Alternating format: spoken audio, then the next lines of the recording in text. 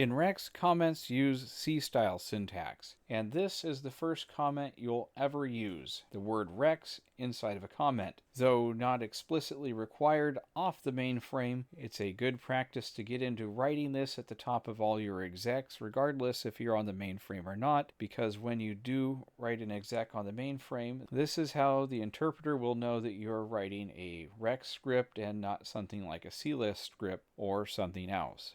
REXX doesn't care where your comments go. For instance, we could add a comment here.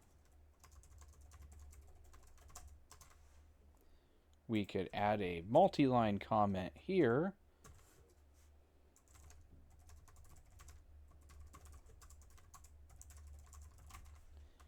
And we can even add a comment beside a piece of code like this. In REXX, like a lot of programming languages, it doesn't really matter. It simply checks for the beginning and ending comment delimiter, and then it gets ignored by the interpreter or the compiler.